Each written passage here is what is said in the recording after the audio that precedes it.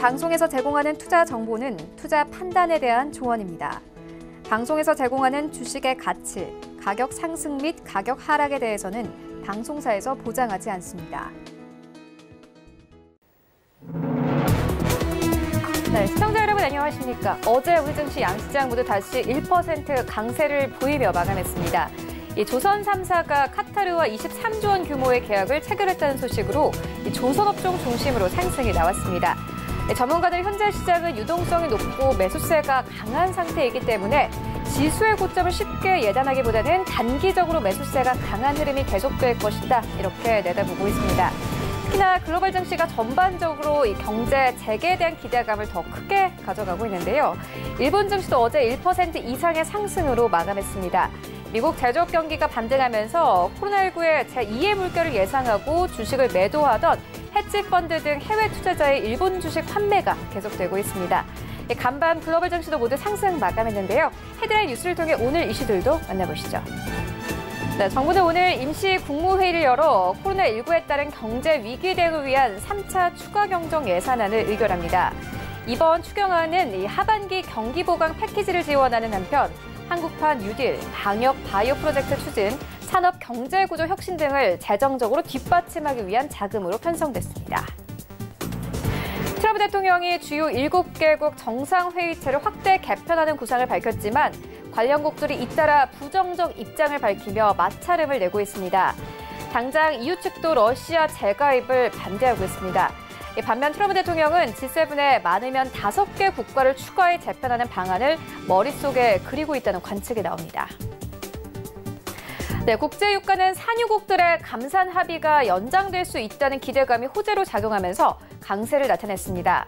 7월 말 WTI는 배럴당 3.9% 이상 급등하며 36.81달러에 거래를 마쳤습니다.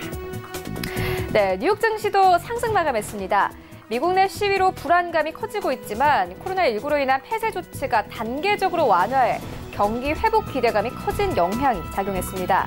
특히나 유가가 오르면서 에너지주가 급등했는데요. 시장별 상황 바로 수치로 함께 확인해 보시죠.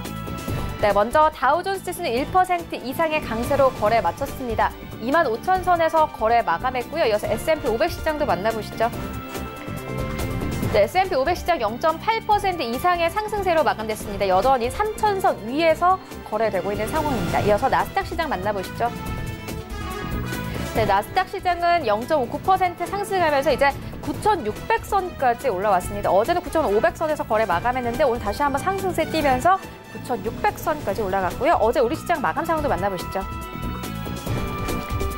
네, 삼성전자 강보합권에서 어제 시장 거래 마쳤습니다. 51,000원대, 그리고 네이버가 어제 1% 넘게 낙폭 키웠습니다.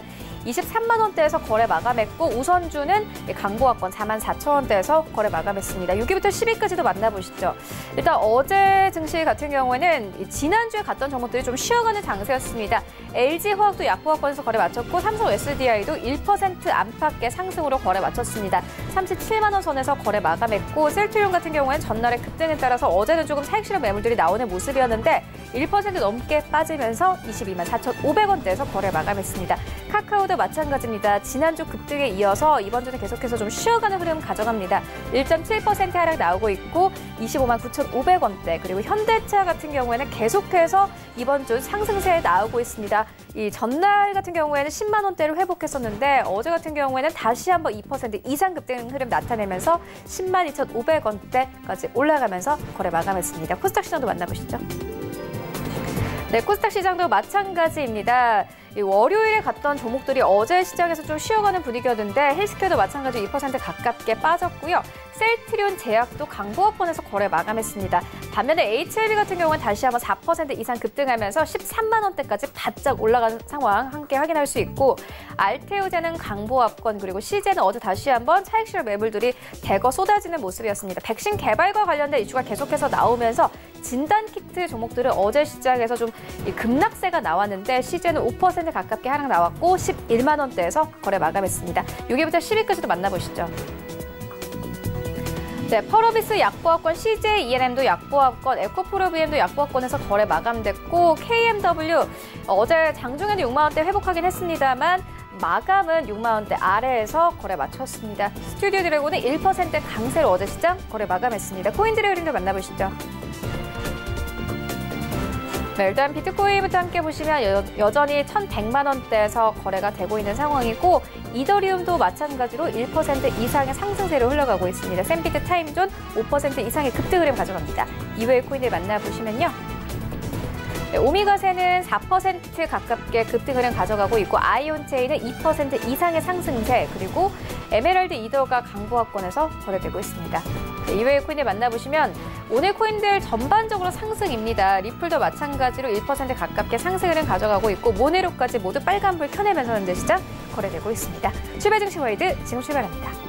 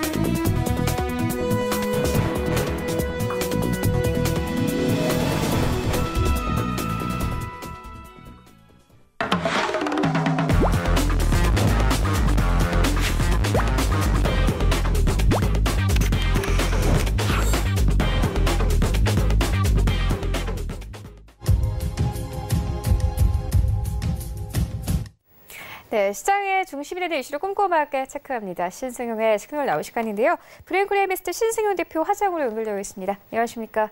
네, 안녕하십니까? 네, 먼저 이 시장 상황부터 점검을 해보고 가도록 하겠습니다. 간밤에 글로벌 증시가 전반적으로 상승세를 띄웠습니다. 뉴욕 증시 같은 경우에는 장 막판에 이 세인트루이스 연은 총재가 V자형 회복을 위해서는 마이너스 금리가 필요하다 이렇게 밝히면서 시장의 상승 탄력을 더욱더 받는 분위기였는데 특히나 경제 재개 관련 기업들이 상승을 주도했습니다. 어떤 이 기업들이 좀 상승이 나왔나요? 네, 어제 미국 증시 간단하게 좀 살펴보게 되면요. 일단 우려감 두 가지는 여전히 잔존하고 있습니다. 인종과 관련된 폭동 지속되고 있는 그런 모습이었고요. 그리고 미국과 중국 간의 갈등 양상, 다소간 좀 완화되는 모습을 보이긴 했었지만 그래도 여전히 시장 내 우려감으로 계속해서 잔존하고 있는 그런 모습이다라고 말씀을 드릴 수 있을 것 같습니다. 하지만 시장은 오히려 봉쇄 완화와 백신 개발에 대한 기대감이 더욱더 크게 작용을 하면서 우려감들을 상쇄시키는 그런 모습이었죠. 그 결과로 결국은 다우지수는 1%가 넘게 상승하는 그런 모습. S&P 500과 나스닥 각각 한 0.8%와 0.6%대의 상승을 보여주는 그런 모습이었다라고 정리가 될 수 있을 것 같습니다.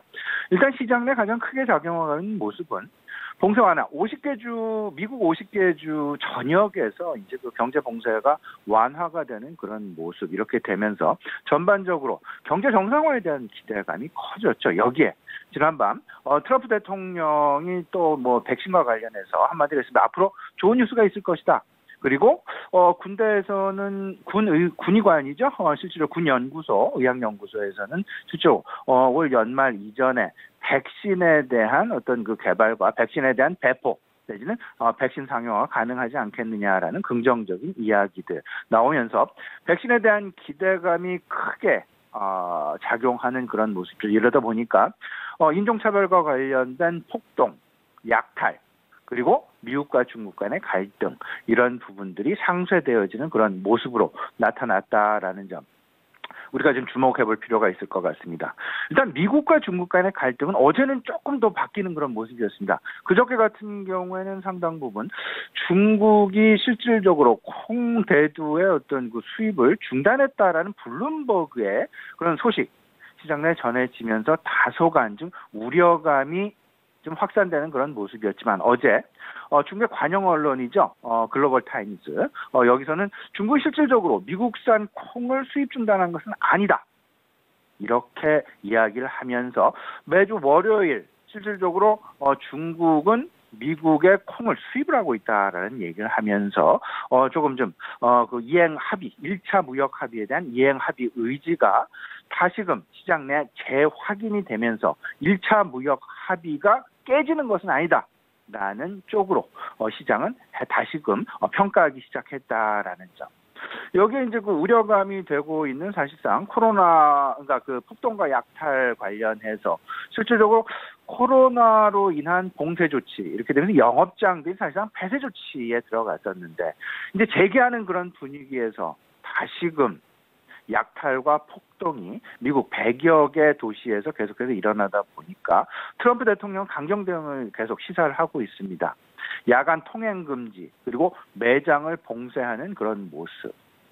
사실상 또 다른 코로나가 아닌 폭동에 의한 영업 중단, 이로 인한 소비의 둔화 쪽으로 만약에 지금 현재의 그 인종차별과 관련된 폭동이 조금은 좀 더 오랜 기간 지속이 된다라면 사실상 코로나로 인한 영업봉쇄에 버금가는 그런 어찌 보면 소비의 둔화가 다소간 지금 시장 내 우려감으로 대두될 수도 있지 않을까라는 부분 꼭 좀 우리가 좀 염두에 봐야 될 것 같고요. 전반적인 분위기는 실질적으로 여전히 긍정적인 상황들은 지속되고 있다라고 보셔야 될 것 같습니다.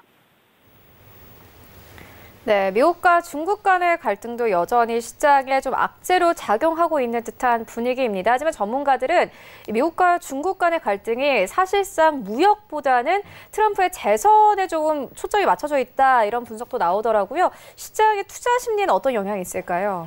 예, 지금 미중 갈등 양상을 놓고요. 좀 생각을 해보면 사실상 트럼프 대통령의 어떤 그 대선 전략이다라는 이야기들이 사실상 많이 나오고 있습니다. 이후 시장 내 호재 악재를 한번 간단히 정리를 해보죠. 호재라 그러면 경제 재가동에 대한 기대감과 실질적으로 풍부한 유동성, 우리나라도 지난주 기준금리를 추가적으로 0.75에서 0.5로 낮추는 유로존 프랑스에서도 추가적인 어떤 그 유동성 확대 조치가 나타났고 중국에서도 어제 긍정적인 소식도 전해졌죠. 유동성 완화 소식, 경기 부양을 하겠다라는 어떤 그런 의지들이 계속해서 시장 내에 전달이 되면서 유동성 장세는 여전히 지속되고 있다라고 봐야 될 것 같습니다.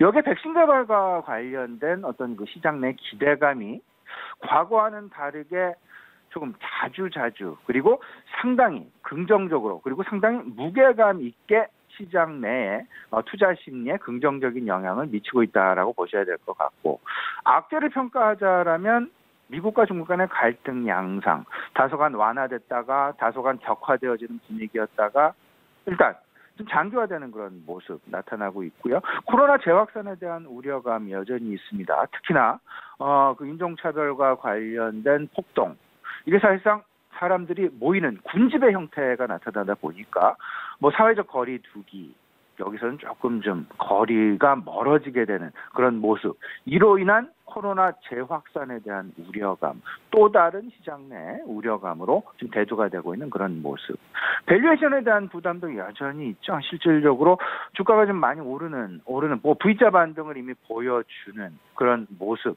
나타나고 있습니다. 지금 현재의 상황은 어찌 보면 백신 개발과 맞물리게 되면서 소위 말하는 대형주 미국 시장도 그렇고요. 우리 시장도 그렇고 최근 백신 개발 뉴스들이 뭐 하루가 멀다 않고 좀 시장 내 뉴스 플로우가 나오게 되다 보니까 코로나 완전 종식에 대한 기대감이 서서히 팽배해지는 이러다 보니까 이때까지 조금 좀 짓눌려 왔었던 소위 말하는 코로나 기피 주식이죠. 그런 기피 주식들을 중심으로 해서 시장 반등하는 그리고 그 대형주 중심의 반등이 나타나는 그런 모습. 우리나라도 코스피 시장이 코스닥 시장보다는 조금 더 좀 탄력이 나타나려는 그런 기미를 계속해서 보여주고 있고, 미국 시장 역시 지난밤에도 마찬가지였습니다. 나스닥은 0.6% 상승했지만 다우 지수는 1%가 넘게 상승하는, 반등하는 그런 모습. 소위 말하는 전반적으로 이때까지 나타났었던 기술주 중소형주와 대형주 간의 어떤 그 키맞추기 장세가 조금씩 이제 나타나고 있는 그런 모습이 아닐까라는 부분 생각을 해볼 수 있을 것 같습니다. 근데 이런 이야기 있죠. 실제로 미국과 중국 간의 갈등 이슈로 조금 다시 이제 돌아가 보면요. 트럼프 대통령은 지금 현재 지지율 회복에 상당히 고심을 하고 있는 그런 상황으로 보셔야 될 것 같습니다. 미국과 중국 간의 갈등 이슈를 오히려 트럼프, 지금 뭐 현직 대통령이긴 하지만 그 대선 주자, 2020년 11월에 열리게 되는 미국 대통령 선거의 대선 주자로서 생각을 해본다라면 지금 현재 좀 계속해서 떨어지고 있는, 만회가 되지 않고 있는 지지율, 이 지지율의 회복 전략으로 이해해야 된다라는 이야기들이 많이 나오고 있습니다. 트럼프 대통령 지금 현재까지는 일단 미국과 중국 간의 1차 무역 합의 그 자체를 그의 대통령 임기 기간 중에 최대 치적으로 지금 자평을 하고 있는 그런 상황이다라고 본다라면, 실질적으로 미국과 중국 간의 1차 무역 합의 자체가 깨지기는 상당 부분 어렵지 않겠느냐. 그러니까 그 워싱턴 포스트와 ABC 방송이 같이 공동으로 여론조사한 것이 있습니다. 최근 자료인데요. 트럼프 대통령이 43%의 여론 지지도, 그리고 바이든 후보가 53%의 지지도를 지금 보여주고 있다라는 점. 10%포인트 차이는 사실상 큰 차이다라는 점. 그렇기 때문에 트럼프는 계속해서 바이든 후보를 경계할 수밖에 없는 그런 상황. 근데 저는 개인적으로 이런 생각을 좀 해봅니다. 우리 시청자분들께도 이런 부분들을 좀 말씀을 좀 드리고 싶은데요. 지금 현재 트럼프 대통령의 중국과 관련된 어떤 그 대응 전략, 뭐 이런 부분들은 바이든 후보의 어떤 그 대선 전략과도 상당 부분 연결이 되어 있다. 뭐 다들 알고 계시겠습니다만은 바이든 후보의 정치 색깔은 온건, 중도적 온건주의자입니다. 어떤 트럼프 대통령과 같은 강경주의자는 절대 아닙니다. 근데 혹여나 바이든 후보가 중국과 관련해서 만에 하나 강경 노선으로 전환을 하게 된다라면, 그렇다라면 트럼프 대통령은 오히려 지금 현재보다 수위를 훨씬 높여서 초강경 중국과 관련된 대중 압박에 나설 가능성도 있을 수 있다. 그렇게 된다라면 시장은 조금 흔들릴 그럴 가능성도 있을 수 있다라는 점.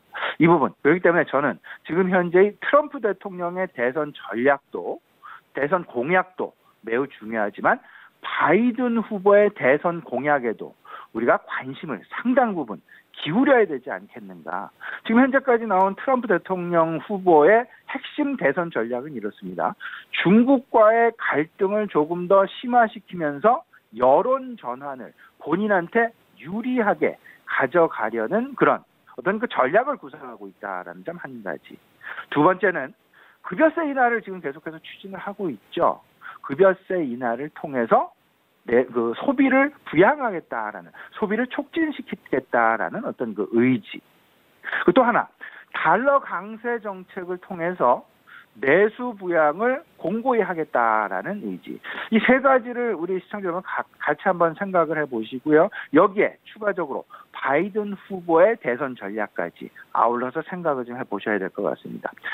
지금 현재까지 중국의 1차 합의, 농산물 수입 약속에 대한 집행은 조금은 좀 기대보다는 좀 떨어집니다. 근데 이를 트럼프 대통령은 적극적으로 중국에 대한 압력을 통해서 이용을 하려는 그런 모습인데요. 미국의 농업 집중 지역, 소위 말하는 팜벨트라고 얘기를 하고 있는데, 여기서 트럼프 지지 기반이 조금 좀 약해져가는 그런 모습, 반대 여론이 오히려 확산하고 있다. 그러다 보니까 이제 그 중국, 이런 거죠. 그 농산물, 국제 농산물 가격의 어떤 그 상승 반전이 잘 나타나질 않고 계속 좀 낮은 농산물 가격이 유지되다 보니까 소위 말하는 팜벨트 지역에서의 대통령 선거자들, 그 사람들로 하여금 트럼프 반대 여론이 조금 좀 계속해서 나오고 있는 그런 모습. 이를 만회하거나 이를 급선회시키기 위해서 중국을 계속 압박을 하고 있는 그런 모습. 약속을 지켜라라는 이야기죠. 약속을 지켜서 콩과 돼지고기를 수입을 하게 된다라면 농산물 가격과 축산물 가격이 올라갈 수 있으니까요. 그렇게 되면 트럼프 입장에서는 그 팜벨트 지역에서의 그 투표자들로 하여금 어떤 그 긍정적인 기반을 확보할 수 있는 그런 모습을 보여줄 수 있기 때문에. 근데 문제는 이 부분을 중국이 절대 놓치지 않고 있습니다. 물론 지난 밤에는 관영통신을 통해서 수입 중단을 확실하게 한 건 아니다라고 이야기는 했지만 실질적으로 상호간에 좀 물밑에서 매우 어떤 그 전략들이 어떤 그 교묘한 그리고 속셈이 있는 그런 전략들이 빠르게 움직이고 있다라는 부분을 우리가 좀 조금 꼼꼼하게 좀 따져봐야 될 것이다라는 말씀 좀 드려봅니다. 근데 결국은요, 미국과 중국 간의 갈등은 최소한 미국 내 대통령 선거가 마감될 때까지는 진행될 가능성이 있겠다. 그러면 장기적으로 우리 시장 내 잔존하는 어떤 그 주요 이슈 중에 하나일 수밖에 없고, 이거에 따라서 시장은 조금씩 조금 그 어떤 그 이슈에 따라서 시장은 흔들릴 가능성이 있을 것이다는 꼭 염두에 두셔야 될 것 같고요. 그렇기 때문에 미국과 중국의 갈등이 장기화가 되는 그런 모습, 결국은 IT 차별화, IT 없이는 뭐 시장이 굴러가기 어려우니까요. IT 차별화에 좀 관심을 가지셔야 될 것 같습니다. 두 가지입니다. 중국 의존도와 관련된 차별화, 그리고 화웨이와 관련된 차별화. 중국 의존도가 높은 기업들, 애플 컴퓨터와 마이크로소프트가 될 것 같고요. 중국 의존도가 상대적으로 낮은 팡 기업들 중에서 생각을 해본다면 구글과 아마존과 페이스북이 있을 것 같습니다. 이와 연관된 기업들, 소위 말하는 뭐 애플 향 기업이랄지, 마이크로소프트 향 기업이랄지, 아마존 향 기업이랄지, 구글 향 기업이랄지, 이와 연관된 기업들, 좀 차별화에 대해서 당장은 뭐 아닐 수 있겠지만 시장 내 변동성이 만약에 존재를 하게 된다면, 나타나게 된다라면 이런 의존도 기준의 차별화 꼭 좀 염두에 두셔야 될 것 같고요. 화웨이에 대한 차별화도 생각을 해 두셔야 될 것 같습니다. 메모리 반도체와 비메모리 반도체 간의 어떤 그 차별화 양상이 좀 나타날 수 있다. 메모리 기업들, 비메모리 기업들, 메모리와 관련된 장비업체, 비메모리와 관련된 장비업체 차별화 꼭 염두에 두셔야 될 것 같습니다. 네, 여러 가지 좀 부분들을 짚고 왔는데, 그렇다면 오늘 시장 전략은 어떻게 가져가 보면 되겠습니까? 예, 긍정적인 투자 심리는 계속 지속될 것으로 이렇게 지금 생각이 되고 있습니다. 물론 투자 심리 속에는 호재 그리고 악재 공존하고 있습니다. 근데 거기서 무게중심이 어디로 흘러가느냐. 근데 시장은 이미 상당 부분 유동성에 근간한 경제 재가동의 기대감이 일단 시장 내 모든 악재를 조금씩 누르고 상쇄시키고 있다라는 부분에 좀 주목해 두시면서, 여기에 가장 크게 영향을 미치는 부분은 아무래도 치료제 개발 이슈인 것 같습니다. 치료제 개발 이슈, 그러니까 제가 이런 말씀 드렸죠. 대형주 쪽과 중소형주 간의 역차별화가 나타나고 있는 가장 큰 배경은 치료제 개발 이슈와 관련해서 치료제에 의한 차별화, 역차별화 시장이 앞으로 전개될 가능성이 높다라는 말씀을 좀 드린 바가 있었습니다. 이 부분 꼭 좀 염두에 두시면서 치료제 개발과 관련된 뉴스 언제 어디서 나올지 모른다라는 것, 그렇기 때문에 항상 염두에 놓고 마음속에 대비해 놓고 치료제와 관련된 이슈를 꼭 마음속에 품고 투자 전략을 마련해라라는 그런 말씀 좀 아울러서 드려보고요.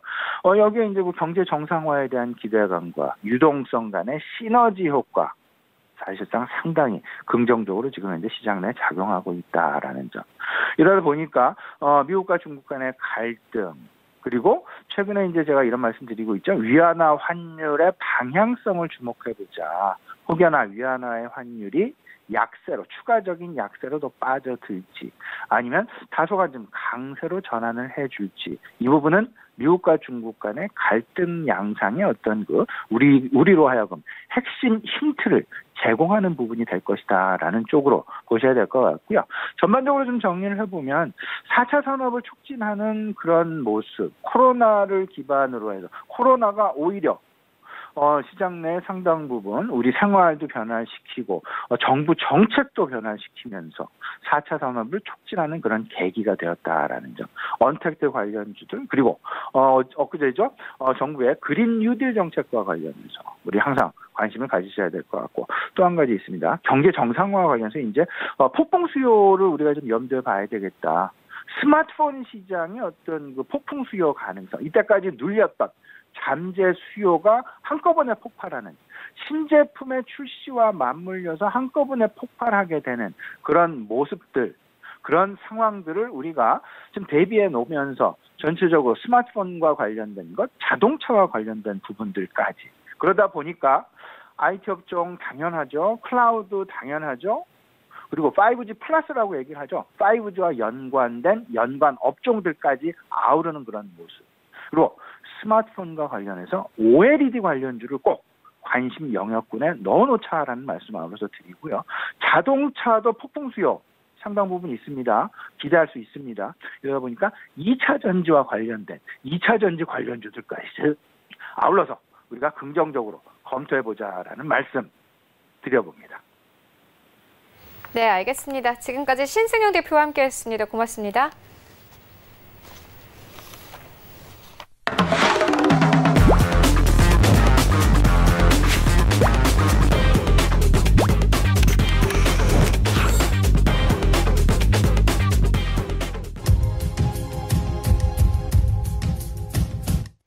네, 이번에는 국내 시장 쟁점 함께 분석해 보도록 하겠습니다. 라이브 이슈 타임인데요.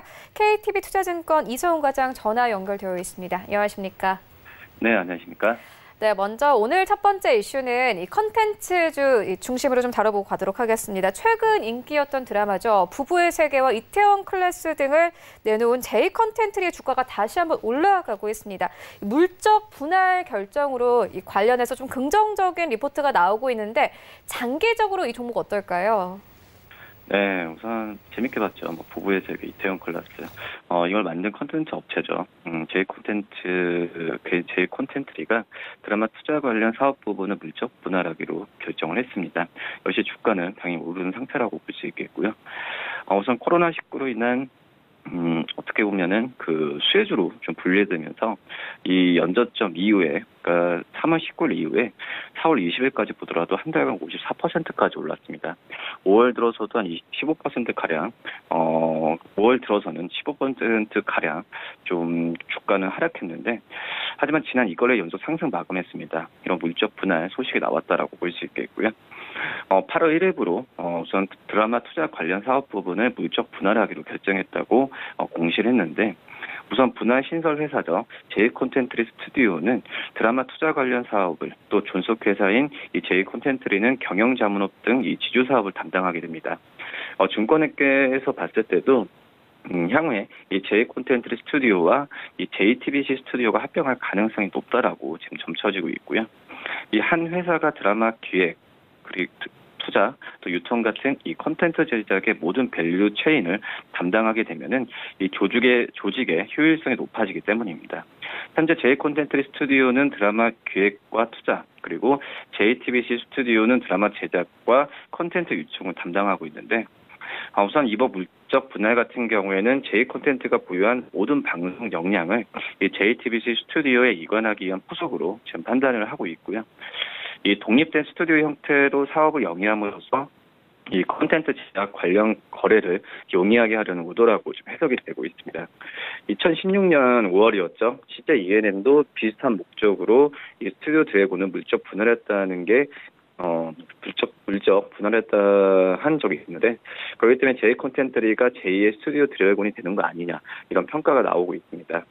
여기에 기업 공개나 유상 증자도 예상이 되고 있는데요. 이 방송을 전담하는 합병 법인이 출범하면은 이 프리 IPO를 통해서 외부 투자금을 유치한 뒤에 3년과 5년 후에 상장을 추진할 가능성이 높다라는 부분이고요. 다만 코로나19로 이 극장 부분 실적에 대한 우려는 아직까지 여전하다라고 볼 수 있습니다. 우선 제2콘텐츠는 1분기에 이어서 2분기에도 3억 원의 영업 적자가 지금 예상이 되고 있는 상황인데요. 실적 측면에서 방송은 1분기, 영화는 2분기가 바닥일 가능성이 높다라는 의견입니다. 2분기에 수목 드라마가 넷플릭스에 선판매되었고 6월부터 일부 영화들이 개봉을 시작하면서 이 하반기 실적에 대한 기대감이 점점 높은 상황이라고 볼 수 있겠고, 특히 이제 2분기는 적자라도 3분기에는 영업이익이 한 176억 정도로 우선 그 정도 예상이 되고 있고, 4분기 한 189억 정도 영업이익을 예상하는 상황이라고 볼 수 있겠습니다. 네, 이어서 다음 이슈로 옮겨가 보도록 하겠습니다. 최근 유가가 다시 한번 반등 흐름을 보이고 있습니다. 이와 함께 우리 시장에서도 정유주들이 다시 한번 상승세를 이어나가고 있는데요. 전체적인 유가 그리고 정유주들의 흐름 어떻게 보고 계십니까? 네, 우선 국제 유가가 최근 완만한 상승세를 보여주고 있습니다. 그러면서 정유주도 회복하는 모습 보여주고 있는데요. 우선 증권가에서는 주요 정유기업 올해 실적이 영업 적자를 피하기는 어렵겠지만 하반기에 들어서면서 이 주가는 완만한 회복세를 보인다라는 부분이고요. 우선 최근 국제 유가가 다시 상승하는 이유 중에 하나는 이 주요 산업 연합체죠. 이 오펙 플러스가 지난달부터 감산을 시작한 것이 주요한데, 이 오펙 플러스는 지난달부터 1일 원유 생산량을 970만 배럴로 감산했습니다. 사우디와 아랍에미리트 등이 이번 달부터 2대 생산량을 118만 배럴 줄인다고 알려진 것도 긍정적인 이슈인데요. 우선 중국과 미국의 경제 활동을 재개하면서 석유 수요가 회복되는 것도 가격 상승에 영향을 끼쳤고요. 이에 따라서 치솟았던 석유 재고량도 다시 안정세에 접어들었습니다. 이처럼 원유 공급이 감소하고 또 수요는 회복하면서 이 정제 가동률과 원유 가격 흐름이 앞으로도 양호할 것이라는 전망이 제기되고 있는데요. 이 국제 유가 급락을 이끈 것은 역시 쌓여가는 원유 재고에 대한 공포감이었는데, 이렇게 수요 회복과 공급 간수에 기반한 수급 개선을 감안하면은 향후 국제 유가는 양호한 흐름을 보일 가능성이 크다라고 좀 분석이 되고 있습니다. 미국 원유 재고가 지난달 첫 주에 역사적 고점에 달한 이후에 2주차부터 좀 증가치가 둔화됐고요. 유럽 원유 재고도 과거 대비 높은 수준은 아니라고 좀 판단이 되고 있습니다. 이에 따라서 각 증권사는 정유 관련 종목이 하반기에 상승세를 이을 수 있다는 부분을 전망하고 있고요. 아직은 코로나19 영향으로 쌓인 어떤 석유 재고가 여전히 수급에 부담이 되고 있지만 수요가 회복하고 있어서 3분기에는 재고 수준이 정상화될 수 있다는 부분을 보고 있습니다. S-오일이나 SK이노베이션, GS 같은 대부분의 정유 기업은 지난 3월이죠. 주가가 저점을 찍은 후에 한 차례 반등했는데, 우선 지난달 주가가 하락하다가 다시 완만하게 상승하는 모습을 보여주고 있습니다. 정유주 대다수가 저점을 지나고 있어서 하반기 반등하면서 주가가 정상화 여지는 충분하다는 의견이 나와주고 있고요. 최근에 증권 회사 쪽에서는 이 GS 목표가를 72,000원에서 5만 원 낮췄지만 투자 의견은 좀 매수를 계속 유지하고 있는 상태고요. 다른 여러 증권사도 GS 투자 의견은 매수 의견을 계속 유지를 하고 있습니다. SK이노베이션 경우에는 증권사 목표 주가 컨센서스가 4월 달에는 12만 7천 원대였다가 우선 최근에는 12만 4천 원대 낮았지만은 역시 매수 의견이 대다수다라고 볼 수 있겠습니다. 네, 이어서 시장의 전체적인 분위기 짚고 가도록 하겠습니다. 최근 우리 증시 사실상 개인들의 힘으로 오르고 있다, 이렇게 봐도 무방할 것 같은데요. 그런데 신용잔고가 늘어나고 있다, 이런 분석 나오고 있습니다. 말 그대로 개인 투자자들이 빚을 내서 좀 투자를 하는 셈인데 어떻게 보십니까? 네, 우선 어떤 부분이든 빚을 내든 투자 부분은 투자를 한다는 것은 긍정적인 사항이다라고 볼 수 있겠지만, 이 투자에 대한 부분에 있어서 정확하게 짚고 넘어가야 되는 건 좀 있지 않을까 판단이 되고 있습니다.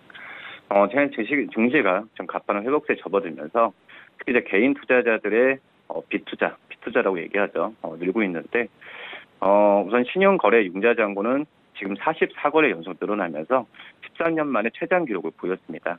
다만 코로나19로 인한 실물 경기에 대해서는 부정적인 전망이 지배적이라서 전문가들은 과도한 빚투자는 위험할 수 있다는 부분을 지적하고 있고요. 지난 1일이죠. 월요일날 신용거래 융자 잔고는 유가증권 시장과 코스닥 시장을 합해서 거의 10조 9,315억 원을 기록했는데 44거래 연속 증가세를 보였습니다. 뭐 이런 부분은 코로나19가 정점에 달해서 신용거래 융자 잔고가 6조 원대로 3년 만에 최저치를 보였던 지난 3월 25일 이후로 꾸준히 늘어난 수치라고 볼 수 있겠고요. 같은 기간에 코스피와 코스닥 지수 역시 랠리로 보였는데 우선 코스피 지수 같은 경우에는 4월에 10.99% 오른 이후에 5월에도 지금 4.21% 올랐습니다. 이번 달에도 오름세를 좀 이어가고 있어서 지금 2,080선을 좀 넘어선 상태라고 볼 수 있겠고요. 특히 이제 개인 투자자들이 관심이 높은 게 바이오 종목이라고 볼 수 있겠는데요. 이 바이오 종목 중이 바이오 종목 등이 주로 포진한 이 코스닥 지수 같은 경우에는 4월에는 13.37% 그리고 5월에는 무려 10% 넘는 오름폭을 보여줬습니다. 이번 달에만 그 1년 만에 740선 회복하는 모습 보여줬는데요. 이렇게 증시 상승하니까 개인들의 빚투자는 더욱더 늘어날 것이라는 상황이고요. 지금 현재 코로나19 국면에서도 수혜가 기대되는 종목들인 이 바이오 관련 종목, 또 언택트와 컨텐츠 관련 종목들에 대한 시장에서 관심이 굉장히 크다라고 좀 볼 수 있겠습니다. 이 종목별로 봤을 때는 셀트리온 그리고 부강약품이 이런 코로나19 치료제 관련 이슈가 있던 종목들의 어떤 신용 잔고가 굉장히 크다라고 볼 수 있겠고요. 카카오, 네이버 같은 언택트, 플랫폼 관련 종목들이 신용거래 융자 잔고 증가 상위 종목에 좀 이름을 올렸습니다. 이 밖에 코스닥 시장에서도 셀트리온 헬스케어, 그리고 시젠, 스튜디오 드래곤, 셀트리온 제약 등의 신용거래가 좀 몰렸고요. 이런 이제 빚투자 어떤 랠리라고 볼 수 있겠는데 13년 전인 2007년에도 나타난 바 있다라고 좀 볼 수 있겠고요. 신용거래 융자 잔고는 2007년 3월 19일부터 6월 27일 69거래 연속으로 증가했던 부분인데 그 기간을 떠나서 잔고가 봤을 때는 최근이 가장 많지 않나 이렇게 보입니다. 우선 지금 현재 금융당국 같은 경우에도 과도한 빚투자를 막기 위해서 리스크 관리 모범 기준을 제정하기도 했는데 이런 거는 신용거래 최저 보조금률을 제한하고 증권사별로 총 신용거래 한도를 제한하는 부분입니다. 또 이제 빚투자 같은 경우는 결국 개인의 선택이지만 반대 매매 등의 위험 부담이 있는 만큼 종목별 목적 가리기는 필요하다는 부분은 짚고 있는 상태라고 볼 수 있겠고요. 결론을 말씀드리면 코로나19 탓에 시장의 변동성이 커질 대로 커져 있는 상황이기 때문에 하락장에서의 손실을 거의 복구했더라도 변동성이 큰 상황이어서 신용을 통해 주식 포지션을 벌리는 거래는 리스크가 좀 있지 않나 이렇게 판단됩니다. 네, 그리고 최근 시장에서 다시 한번 반도체 종목들이 상승세를 이어나가고 있습니다. 특히나 장비 부품주 쪽으로 좀 상승이 나오고 있는데 어떤 종목들 지금 타이밍에서 좀 매수해보면 좋을까요? 우선 지금 현재 반도체 업종 수출 지표에서 유일하게 품목이 수출이 증가한 게 반도체 업종이라 볼 수 있기 때문에 우리나라 반도체 생산 업체들과 관련 소재들한테는 주가에 대한 긍정적 영향을 미치지 않을까 판단되고요. 특히 대형 반도체 회사의 대규모 투자는 이 장비 업체들의 실적 개선에 크게 기여할 것이라는 전망이 좀 나와주고 있습니다. 추후에 좀 봐야겠지만 반도체 제조 장비 업체인 SNU 7%, 검사 장비 업체 고영과 제너셈이 5%대 어제 좀 오른 부분이 좀 있고요. 우선 지금 삼성전자죠. 삼성전자가 경기도 편택에 이 라인에 약 8조 원 규모의 3천 낸드 플래시 반도체 생산 라인을 증설한다는 보도가 좀 나와주었는데 그런 상태에서 반도체 관련 이 소재와 장비주들에 대한 긍정적인 시각이 계속 유지되고 있다라고 볼 수 있겠고요. 특히 이제 낸드 같은 경우에는 기존 반도체에 사용되는 디램과 달리 이 전원이 켜져 있지 않아도 데이터를 메모리에 저장할 수 있는 이 플래시 메모리 일종입니다. 반면 디램 같은 경우에 컴퓨터에 사용되는 저장 장치인데 전원 공급이 없으면 자료가 사라지면서 축전기를 재충전하는 과정이 반복되어야 합니다. 그렇기 때문에 삼성전자가 이 낸드 쪽에 관심을 많이 보여주는 이유라고 볼 수 있겠고요. 그렇기 때문에 이 삼성전자의 투자로 올해 낸드 신규 투자 규모가 기존 65K에서 85K 수준으로 늘어나면서 이 관련 장비 업체들의 긍정적 요인으로 작용할 가능성이 크지 않을까 판단되고요. 관련 종목을 물어보셨는데 제가 봤을 땐 역시 전방 기업이죠. SK하이닉스나 삼성전자가 가장 큰 관심을 가져야 되지 않을까 판단이 되고 있고, 그다음에 원익 IPS, PSK, 테스트 같은 이런 삼성전자에 주로 납품하는 기업들에 대해서 좀 관심을 가져야 되지 않을까 이렇게 좀 생각이 됩니다. 5월에 반도체 수출 지표가 긍정적으로 나왔고 미국의 중국 하웨이 제재 조치나 이런 부분에 있어서 선제적 재고 축적 수요가 발생하고 있기 때문에 향후 반도체 관련 중소형주들은 관심 있게 보는 게 맞지 않을까 이렇게 보입니다. 네, 그렇다면 과장님께서는 대형주 중심으로 반도체 종목들을 보면 되겠다 이렇게 보시는 건가요? 네, 맞습니다. 지금 현재 봤을 때는 이 전방 기업들이 우선은 주가와 실적이 가야 되는 게 우선이다라고 좀 볼 수 있겠고요.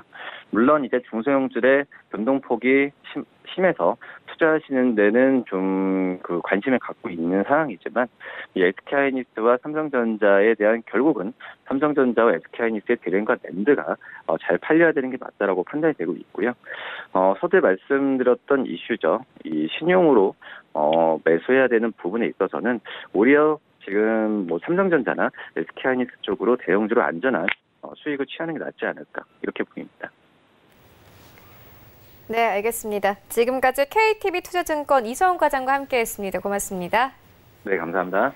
네, 출발 증시 와이드는 여기서 모두 마치도록 하겠고요. 저희는 잠시 후 순간 포착 매매 시그널로 다시 돌아오도록 하겠습니다.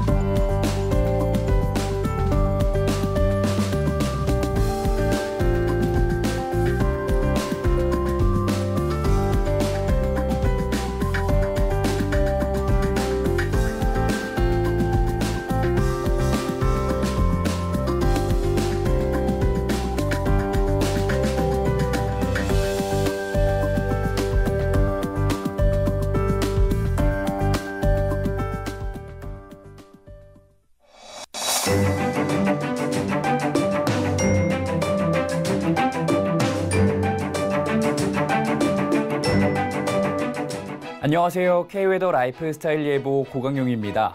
밤사이 곳곳으로 비가 내렸습니다.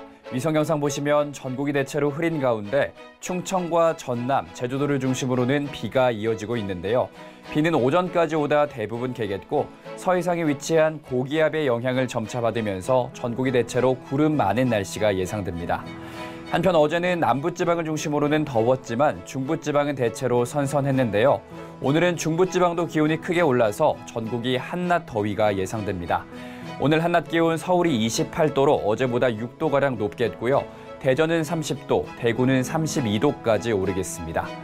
기온은 주 후반으로 갈수록 계속해 오름세를 보이며 주말에는 서울의 최고 기온이 30도까지 오르면서 여름 더위를 보일 전망입니다.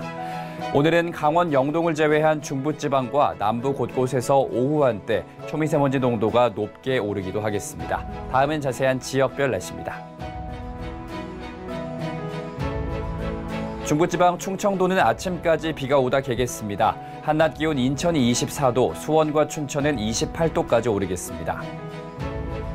동해안 오늘 종일 구름 많겠습니다. 한낮에 속초와 울진이 26도까지 기온이 오르겠습니다. 남부지방 전남과 제주도는 오전까지 비가 오다 개겠고요. 한낮 기온 부산 24도, 전주는 29도까지 오르겠습니다. 바다의 물결은 전해상에서 0.5에서 2m로 잔잔하게 일겠습니다. 다만 오늘 밤부터 내일 아침 사이 서해안과 남해안, 제주도를 중심으로 가시거리 200m 이하의 짙은 안개가 끼는 곳이 있겠으니 주의하셔야겠습니다. 지금까지 기상정보였습니다.